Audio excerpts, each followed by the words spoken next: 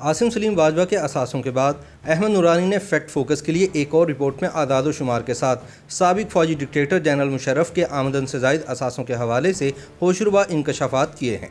नूरानी की तहकीकात के मुताबिक सन 2008 में फ़ौज से रिटायरमेंट के वक्त मुशर्रफ को सिर्फ 2 करोड़ रुपए के बकायाजात मिले थे, लेकिन इन्होंने अगले ही बरस सन 2009 में लंदन और दुबई में तकरीबन 40 करोड़ रुपए मालियत के 2 फ्लैट्स खरीदे। लेकिन मुशर्रफ समेत ये कोई नहीं बता पाया कि उन्होंने 40 करोड़ रुपए कहाँ से हासिल किए। अहमद नूरानी की तहकीकात के मुताबिक बरतानिया की सरकारी दस्तावेज़ात बताती हैं कि जनरल मुशर्रफ ने लंदन में सन 2013 में 20 करोड़ रुपए मालियत का एक फ़्लैट खरीदा। बादज़ां इसी दौरानिए में इन्होंने 20 करोड़ रुपए मालियत का एक और फ्लैट दुबई में ख़रीदा। हालांकि इनकी रिटायरमेंट के वक्त इनको फ़ौज से बकायाजात की मद में 2 करोड़ रुपए ही दिए गए थे। ये भी याद रहे कि सन 2013 के इलेक्शन से पहले मुशर्रफ की तरफ से इलेक्शन कमीशन और पाकिस्तान में जमा करवाए गए दस्तावेज़ात के मुताबिक तब तक जनरल मुशर्रफ ने अपनी आर्मी सर्विस के इवज़ मिलने वाले प्लॉट्स और फार्म हाउस को भी फ़रोख्त नहीं किया था, जिनकी रकम से वह लंदन के फ्लैट्स खरीदते। ख्याल रहे कि जनरल मुशर्रफ ने सन 2008 के इलेक्शन के बाद पार्लियामेंट की जानिब से अपने खिलाफ एक इम्पीचमेंट की तहरीक का सामना करने की बजाय इस्तीफ़ा दे दिया था और फिर अप्रैल सन 2009 में पाकिस्तान छोड़ गए थे।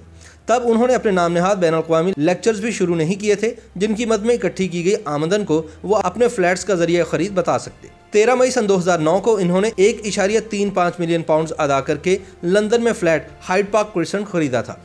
इलेक्शन कमीशन में जमा कराए गए असासों की तफसीलात के मुताबिक इनकी 2 गैर मुल्की मनकूला जायदादें जाहिर होती हैं। पहली हाइड पार्क क्रिसेंट लंदन और दूसरी south bridge tower downtown Dubai मुत्तहदा अरब अमारात में वाक़ है। मुत्तहदा अरब अमारात के फ्लैट को भी जनरल मुशर्रफ ने इसी अरसे में ख़रीदा था और इमलाक माहिरीन के मुताबिक इसकी मालियत खरीदारी के वक्त 20 करोड़ पाकिस्तानी रुपए से ज़्यादा थी।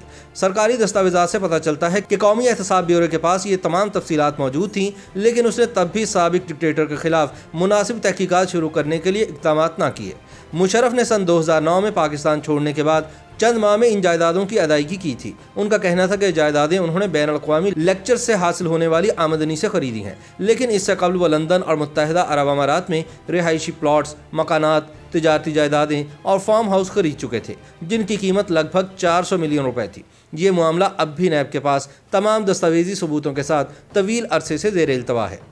सच तो यह है कि मुशर्रफ ने सन 2010 में अपने बैन अल-अक़वामी लेक्चर से आमदनी हासिल करना शुरू की थी, लेकिन इनका इसरार है कि इन्होंने बैन अल-अक़वामी लेक्चर्स की आमदनी से लंदन और मुत्तहदा अरब अमारात के फ्लैट्स खरीदे। हालांकि फ़्लैट्स तो सन 2009 में ख़रीदे गए थे और महदूद लेक्चर्स का सिलसिला सन 2010 में शुरू हुआ था, जो ज़्यादा अरसा न चल सका। दूसरी तरफ परवेज़ मुशर्रफ का यही मौक़िफ़ था कि वह दुनिया में सबसे ज़्यादा मुआवजा लेने वाले अफराद में से एक थे, जो बैन अल-अक़वामी फ़ोरम्स और यूनिवर्सिटीज़ में लेक्चर्स देते थे। अहमद नूरानी ने मुशर्रफ के तर्जुमान से सवाल किया कि किस तरह मुशर्रफ अपनी रिटायरमेंट के फ़ौरी बाद इतनी बड़ी रकम से 2 जायदादें ख़रीदने में कामयाब हुए, जबकि अपनी पेंशन की रकम उन्होंने ख़रीदी गई जायदादों की कुल कीमत के मुकाबले में बहुत कम बताई थी। जवाब में मुशर्रफ के तर्जुमान ने कहा कि जनरल मुशर्रफ का ज़ाती मामला है, वो इसका जवाब नहीं दे सकते। इलेक्शन कमीशन ऑफ पाकिस्तान में मुशर्रफ की जानिब से जमा कराए गए रिकॉर्ड के मुताबिक उनके पास पाकिस्तान में भी तकरीबन 20 करोड़ रुपए मालियत से ज़ायद की 8 जायदादें हैं, जिनमें मकान number 6 army housing scheme part 2 Clifton cantt Karachi है, जिसकी ऐलान शुदा मार्केट वैल्यू 5 करोड़ रुपए है। दूसरी जायदाद plot number 172 Khayaban Faisal phase 8 DHA Karachi है, जिसकी ऐलान शुदा मार्केट वैल्यू 1 करोड़ 50 लाख रुपए है। तीसरी जायदाद plot number 301 beach street number 1 phase 8 DHA Karachi है, जिसकी ऐलानशुदा कीमत 1 करोड़ 50 लाख रुपए है। पाकिस्तान में चौथी property plot number 1 sector F DHA phase 2 Islamabad है, जिसकी ऐलानशुदा वैल्यू 50 लाख रुपए है। पाकिस्तान में जनरल मुशर्रफ की 5वीं ऐलानशुदा property plot number CC1 sector CCA DHA Lahore में है, जिसकी ऐलानशुदा मार्केट वैल्यू 6 करोड़ रुपए है। पाकिस्तान में मुशर्रफ की 6ठी ऐलानशुदा प्रॉपर्टी फॉर्म नंबर C1B पाक रोड चक शहजाद इस्लामाबाद में वाक़ है, जिसकी ऐलानशुदा मार्केट वैल्यू 6 करोड़ रुपए है। बलूचिस्तान के शहर ग्वादर में मुशर्रफ के पास सिंगर हाउसिंग स्कीम में प्लॉट नंबर 1 है, जिसकी ऐलानशुदा मार्केट वैल्यू 1,60,000 रुपए है। पाकिस्तान में मुशर्रफ की 8वीं property army housing scheme Clifton cantt Karachi में वाक़ है, जो उनकी बेगम साहिबा मुशर्रफ के नाम है और इसकी ऐलानशुदा मार्केट वैल्यू 4 करोड़ रुपए है। अगरचे मुशर्रफ इंतखाबात लड़ने से नाअहल करार पाए थे, लेकिन जुलाई सन 2009 में सुप्रीम कोर्ट ने इन्हें गासिब और आइन की खिलाफ वर्जी करने वाला आमिर करार दिया था। लेकिन यहाँ ये बताना ज़रूरी है कि इस्लामाबाद इलेक्शन ट्राइब्यूनल के जज ने भी मुशर्रफ को इनके असासों और आमदन में वाज़ेह तज़ाद की वजह से इलेक्शन लड़ने के लिए नाअहल करार दिया था। 7 अप्रैल सन 2013 को लिखे गए फैसले में कहा गया है कि FBI की रिपोर्ट में मुशर्रफ के बैंक खातों में बड़ी रकम और गैर मनकूला जायदाद की अक्कासी नहीं होती और इन्होंने अपने पाकिस्तानी खातों में रकम आने के बावजूद किसी किस्म का टैक्स अदा नहीं किया, लिहाजा इन्हें इलेक्शन लड़ने के लिए नाअहल करार दिया जाता है।